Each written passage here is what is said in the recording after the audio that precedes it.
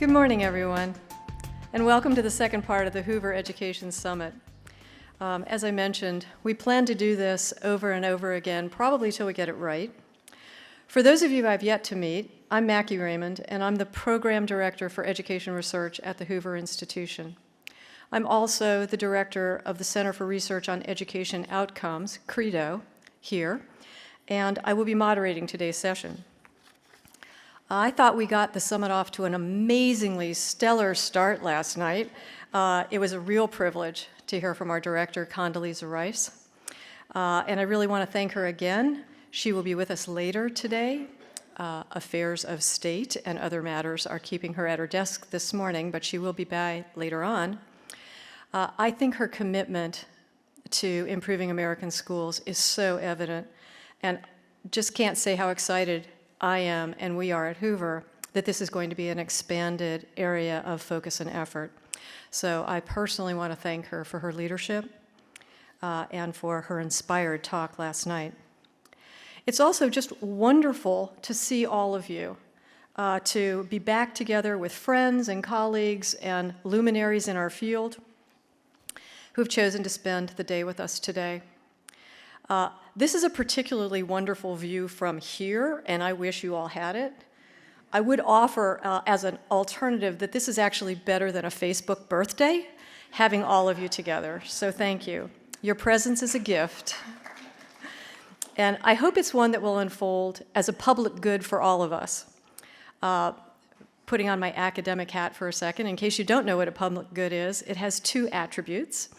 The first one is that benefits are indivisible, and that means that I hope each of you will find the sheer joy of being out and about professionally again and talking with intriguing people and sharing intriguing ideas.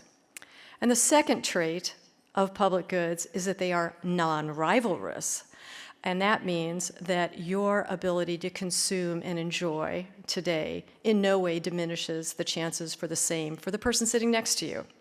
So I think if we work together, we can create a public good summit today, and that would be terrific. I want to give a shout out to our donors before we start today. We have amazing support at CREDO and at Hoover for the work that we've done to date. In particular, a major gift from Larry Ellison last year for work on school choice and school reform has really motivated a lot of the new thinking that we have at Hoover and is underwriting today's program. So a special word of thanks to him. We have a great lineup today. I think you've seen in the program what that's going to look like. From where I sit, you all don't just look like people or education-interested individuals. You look like data points. And so before we begin, I'm going to ask us to take a poll. So here's the first question. With a show of hands, how many of you would describe the state of U.S. public schools as a crisis? Yeah, come on, Zvi. Yep, I knew it. Okay. Well, how do we know this? We know this because data and rigorous analysis over decades have fashioned an irrefutable record of performance of our schools.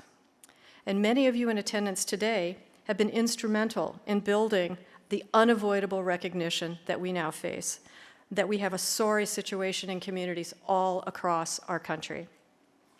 You'll hear later on today from some of our Hoover scholars about how they think we might be able to use research in solving some of our nation's most pressing problems.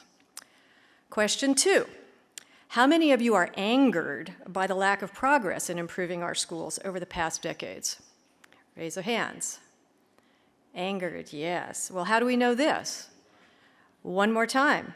Observation, data, and analysis telling us, giving us vital feedback about which programs and policies work and which do not.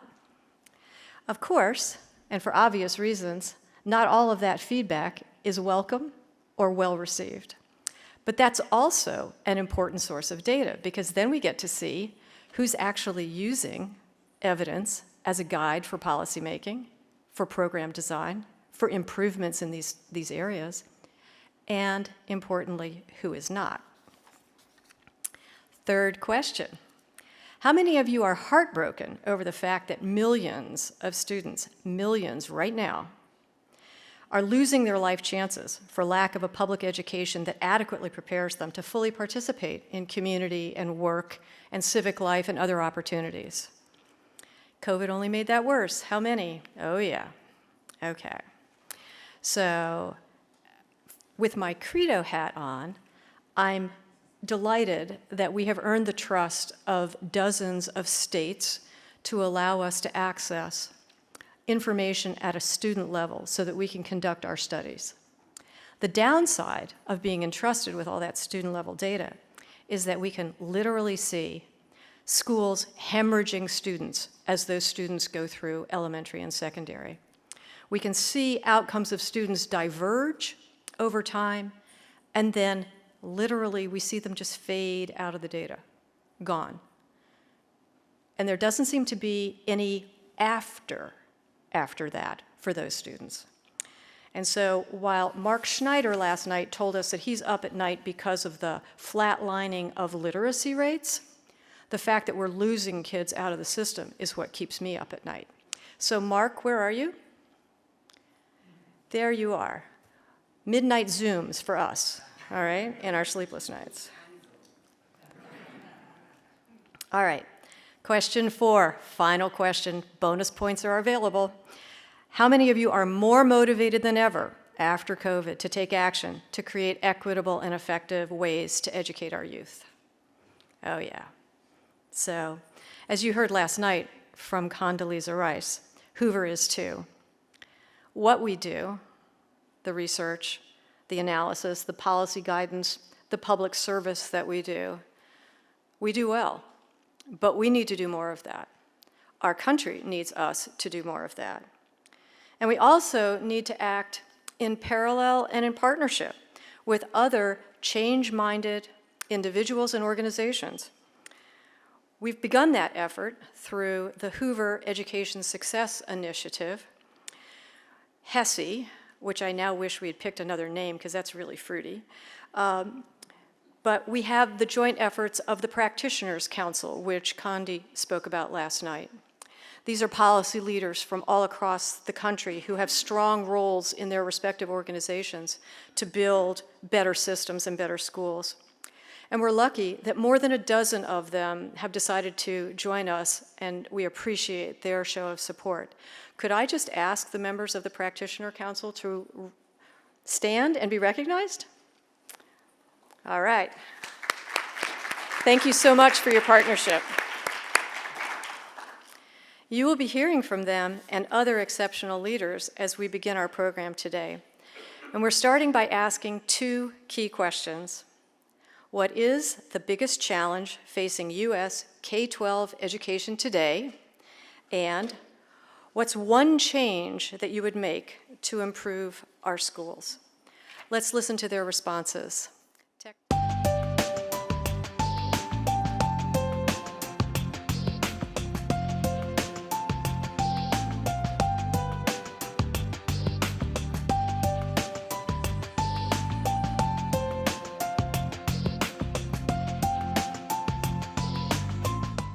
What is the biggest challenge facing U.S. K-12 public education?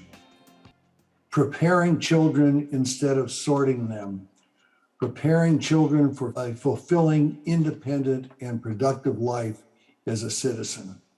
We are transitioning from a industrial economy to a knowledge economy, and that's been going on for a while. The problem is that today's dominant school model, which is widely described as the industrial or factory model, no longer meets the country's needs. It was literally built for another era and another economy. Fundamentally, we just have a system mismatched for the times and the challenges that we face and the extreme personalization in learning and supports that our students need. Students do not have access to enough excellent schools that unleash their full potential, or the right kinds of educational opportunities that prepare them to lead in large and small ways in an increasingly interconnected global world. To me, the continued belief that a one-size school fits all learners, and that at the secondary level, the belief that a school then work path is the best way to serve young adults. The inability of the system to flex, to pivot, to advance, and to innovate is the biggest threat to children's educations across this nation. Our biggest challenge right now is the political nature of our education system, one that often places the needs of adults ahead of the needs of families. This problem is even more pronounced in inner city settings, where school district leadership is unstable and elected school boards are more beholden to the special interest groups that have put them in office rather than the families they serve. We know that the number one school level factor for our student success is that of the classroom teacher. And we also know that we are facing critical teacher shortages across our nation. This stems from a decline in the people entering the profession, but it's also in the number of highly trained teachers who are leaving the profession. Today, we have poor quality teacher preparation and equally low quality leadership training, with untrained adults supervising clinical training that usually lasts but a single semester. I think schools have traditionally had a little bit of a kind of arm's length relationship to the community and to parents. I think that's got to change. COVID-19 has presented many challenges to our schools. And I think the country has done a very poor job of dealing with disruption. COVID-19 has forced us to move away from many of the routines, and it has also impacted the relationships that our students, our parents and families, and our teachers have with one another. And I think the impact of that is going to be with us for some time. The pandemic has created a crisis for students, especially our youngest children in the highest need schools, who require extra support to succeed. School closures failed children all across our nation, and now we know that they took a disproportionate toll on minority and low-income students. Assessment data show that white students, especially in higher income communities, meet or exceed grade level expectations at a rate that is often twice that of lower income students of color. It begins with unequal school funding, which is layered on unequal access to resources for families, high poverty rates, high rates of homelessness, food insecurity, housing insecurity, and that also then leads to the disparate allocation of qualified teachers who are needed to help students actually make the connection between what they know and what they bring and what we want them to learn. So the gap between high performers and low performers is large and it's growing. Many of the reforms that have been implemented in the last 40 years or so have in fact helped some individual students' outcomes. But overall, there have not been significant improvements in closing the gaps. I believe the biggest challenge facing U.S. K-12 public education is that of equity. More specifically, the quality of one's education, whether it's elementary, middle, or high school, is highly dependent on a zip code or a specific area within a zip code. This has been the case for generations, and unfortunately, it continues to be the case today with even growing degrees of inequity on the other side of the COVID-19 pandemic and school shutdowns that plagued many of our nation's school systems. We have tried many things over these years to address this challenge: remedial programs in high poverty schools, higher standards, accountability for results, smaller classes, extended learning time, and charter schools, among others. But at the end of the day, over a long period of time, achievement is still too low compared with that in high-performing countries with whom we compete. The multi-decade obsession with closing achievement gaps by identity group has not worked. And what's worse is that not only did we not close the achievement gaps, we also haven't substantively increased overall achievement levels. First, whenever you hear someone refer to the racial achievement gap, they almost always mean the Black-white achievement gap. This perpetuates a narrative of Black failure and white superiority and establishes white student performance as the standard for comparison. Parents are frustrated with their educational options and are seeking more control over their child's education. And we see this in terms of the 19 states that passed or expanded private school choice initiatives in 2021, and also the fact that public charter school waiting lists are at a record level. Parents want more school choice.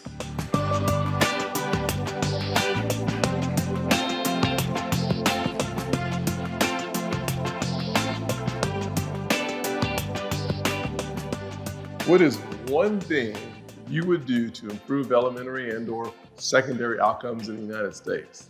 Well, the best thing we can do to improve education outcomes is to create a system that empowers our parents. We can no longer be satisfied with an education system that only educates a select few. Every child can learn, and every school can adapt to fit the needs of our students. But we need to create a greater sense of urgency and liberate our educators to educate our children and not allow bureaucracies to get in the way of their success. Step away from group identity, or at least recognize that the distance we care about is not the gap between one arbitrary identity group and another arbitrary identity group. It's the distance from where every student is today as an individual and 100% proficiency in their subject discipline. I would also like to see real parent empowerment and real parent advocacy welcomed. I see a lot of box checking and a lot of claimed engagement. Parents have a lot to say about their children's education, and they're the most credible source of information when it comes to their children's educations. I would focus primarily at the early childhood and elementary levels with programs that help with childcare after school and with services like tutoring for those who need it. I'd create a groundswell for the creation of more schooling options for high school youth. Sadly, throughout the pandemic, we've seen parents' voices silenced in the midst of school closures. And at the same time, we've seen support for school choice hit record high levels. I'm talking about 74% of African-American parents actually support school choice. 76% of Hispanic parents support school choice. That's 80% of working parents support school choice. School choice is a meta reform in that it simply aligns the incentives of the education system to motivate the actors in that system to continue and expand the approaches that are working for students and to stop engaging in the kinds of approaches and policies that aren't helping students and that parents object to. So the one thing I would do to improve the system is implement policies squarely aimed at increasing teacher capacity and insisting on teacher quality.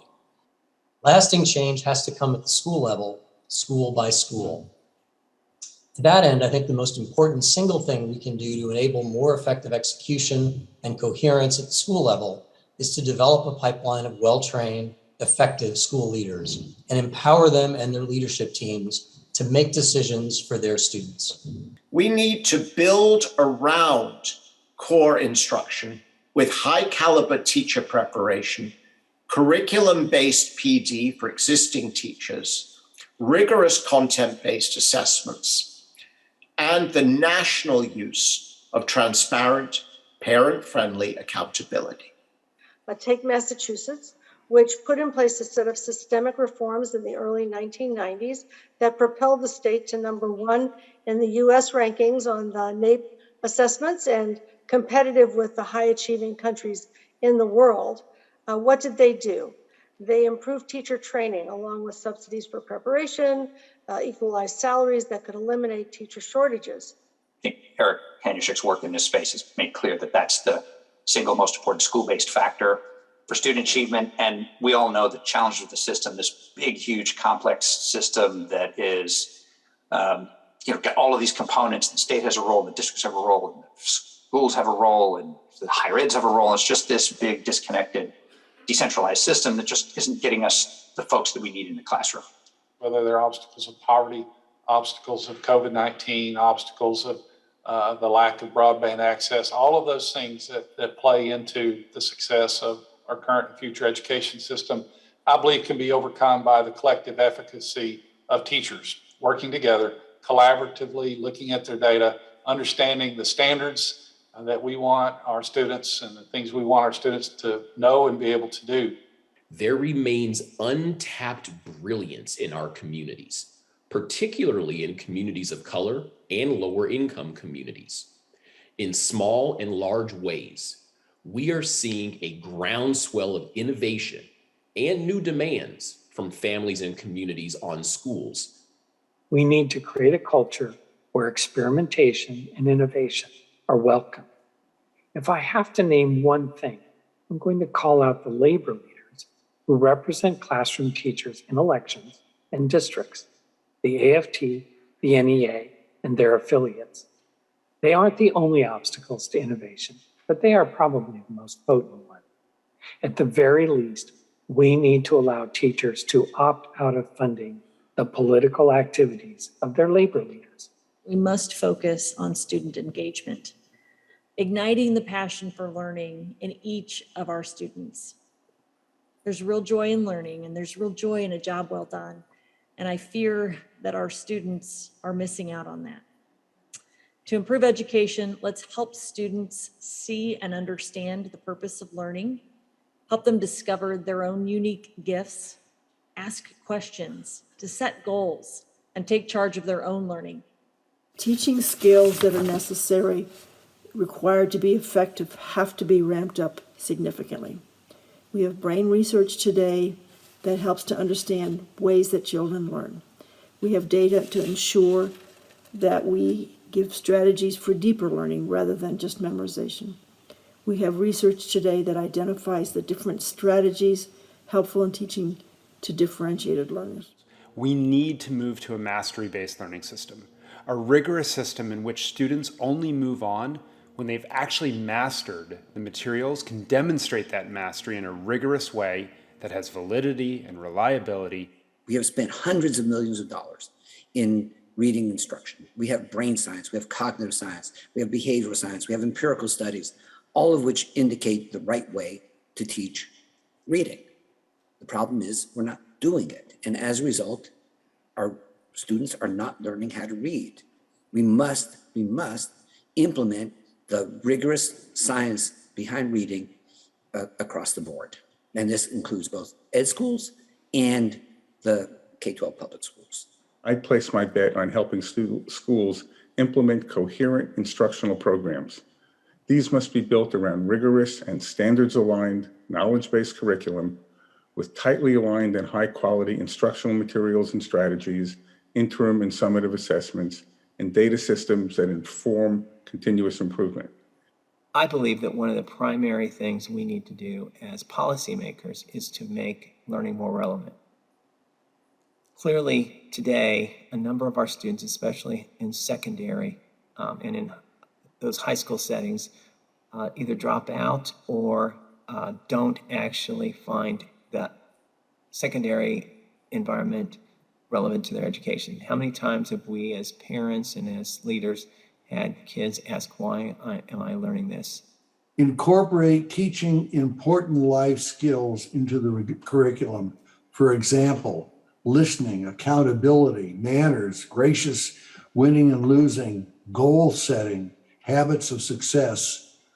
Schools can no longer afford the luxury of assuming these skills are taught elsewhere. We should expand, promote, and incentivize career and technical education in grades 6 through 12, offering more excellent choices, including earn and learn programs and early graduation for students pursuing associate degrees or trade certificates. No matter what career you have, having integrated knowledge of new technologies and new technologies being used is going to be extremely important to be effective in our careers in the future.